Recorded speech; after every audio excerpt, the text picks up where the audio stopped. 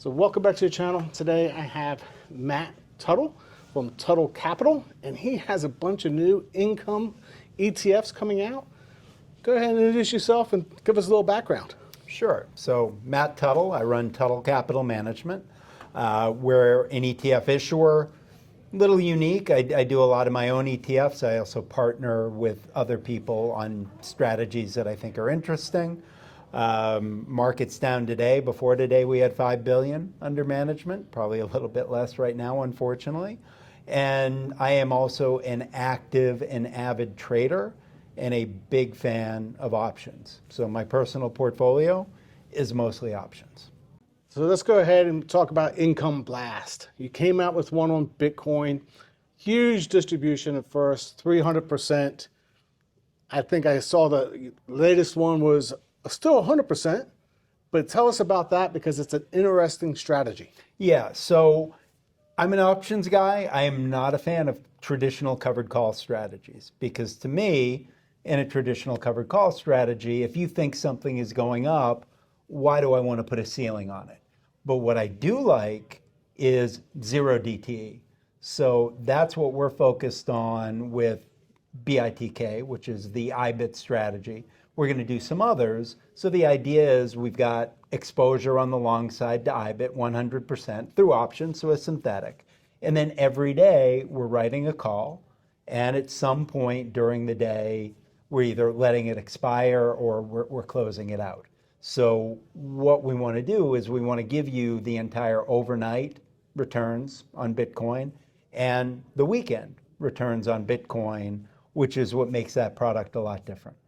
So you're getting the gaps up and the gaps down, writing very similar to Tap Alpha on zero DTEs, but right now there isn't a zero DTE. So can you explain that to everybody? I can't. So yes, there is not a zero DTE listed option on anything other than SPY, Qs, SPX, all the stuff that we know, but there are something called flex options.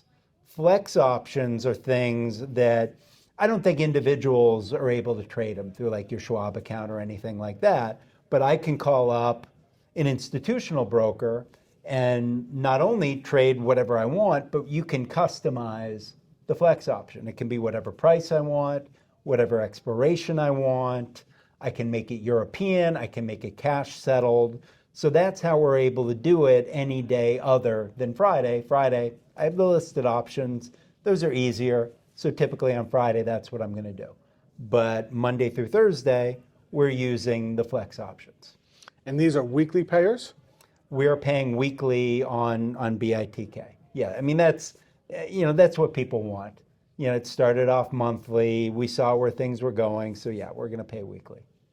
So the other Income Blast funds that you have coming out, you haven't launched them yet, but when I read things, it looked like there were put spreads. So I am a big fan of you like a stock, you like a sector, don't cap your upside. So what we're doing is we're writing put spreads. Same yield, maybe even a little bit more. Sometimes puts have a higher volatility than the calls, but you've got the unlimited upside. So we're going to be doing that on single names. We're also going to be doing that on thematics. I'm a big believer that this market has become thematic, and I don't think it's changing. So, the drones, anything related to AI, power, semis, space, robotics, things of that nature, we're going to have thematic baskets and do put spreads on the individual stocks. And by doing it on individual stocks, the volatility will be a little bit higher? Well, yeah. I mean, you look like imagine writing put spreads on like the nuclears, like Oklo and SMR and things like that. That should be a pretty beefy yield, some of those names. Now, some people will say put spreads have bigger chances for downside risk. Is that a true statement or a non-true statement? So if you model out a put spread versus a call spread, what the advantage of the put spread is if you've got more potential upside. The disadvantage is you're going to have a little bit more downside. So to me, I like that trade-off because I'm buying something I think it's going to go up. And if I'm wrong, then I'm going to sell it. I mean, that's me as a trader. So I would much prefer give me more upside. I'll take care of the downside. I mean, if I think nuclear stocks are going to go up and I'm right, I want all of that upside. If I'm wrong, I'm going to cut my losses. So I just, to me, that's a better trade-off.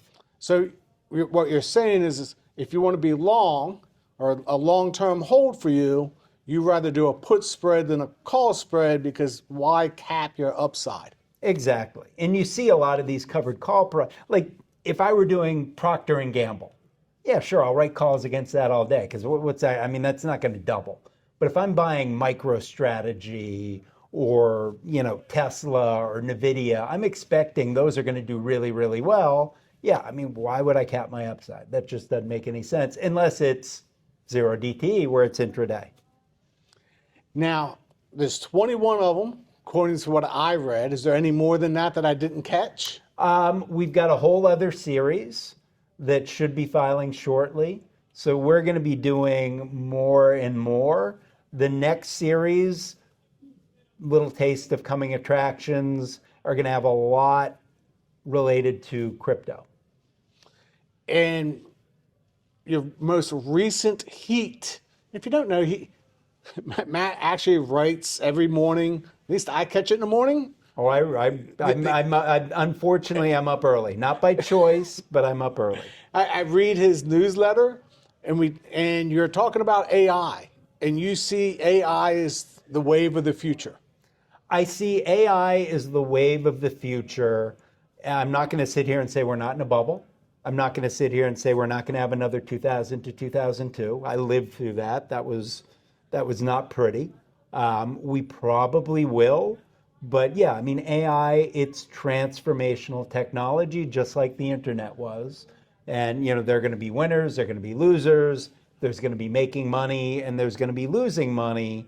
So one of the other things I always teach people is always also have hedges. So, don't go 300% into AI stocks, but certainly, I was interviewed by Bloomberg the other day, and the guy's asking me about banks. I'm like, dude, I don't care about banks.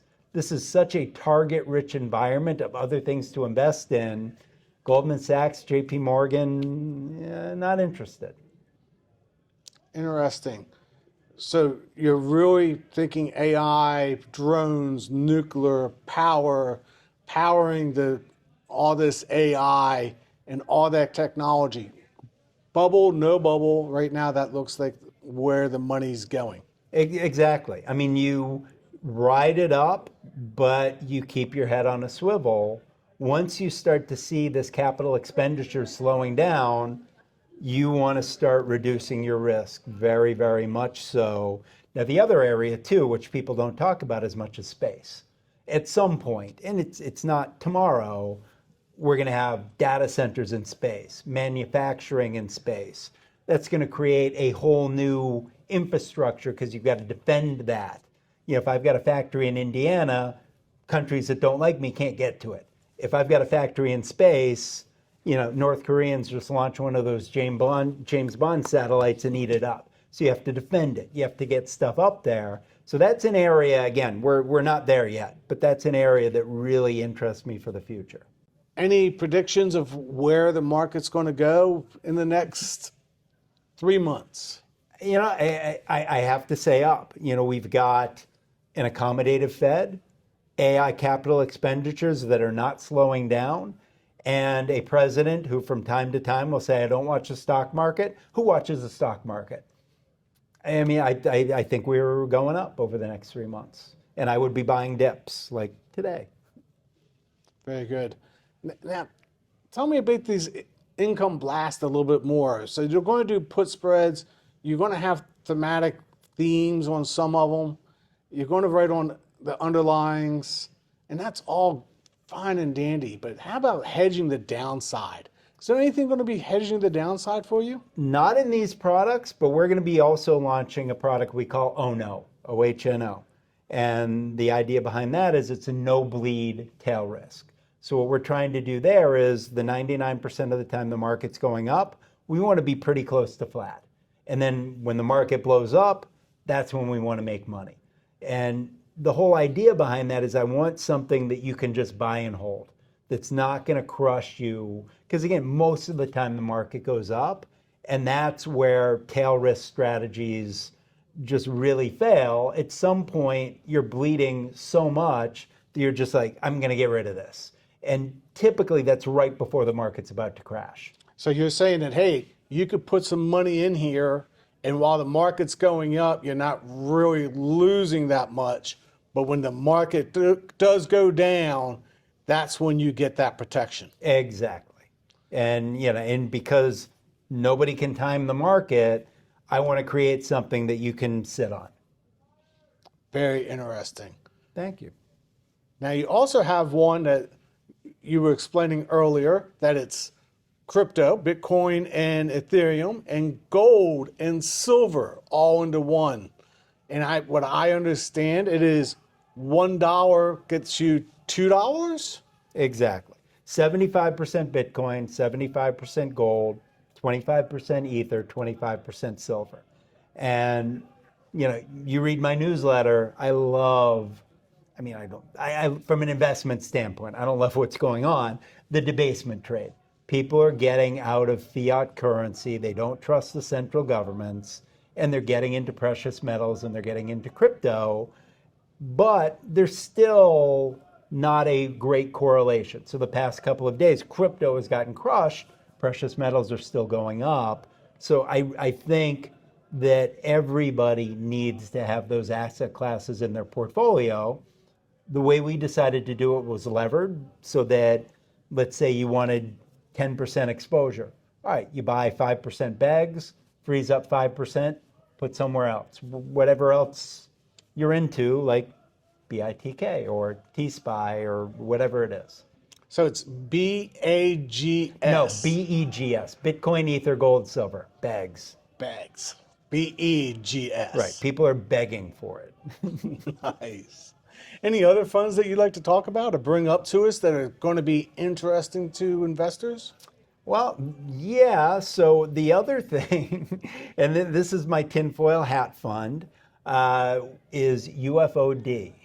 So what we're trying to do there is trying to figure out, so Congress is having hearings, people are saying we've got this technology, but it's not out there in the public domain. If it ever does come out there, that will also be completely market altering.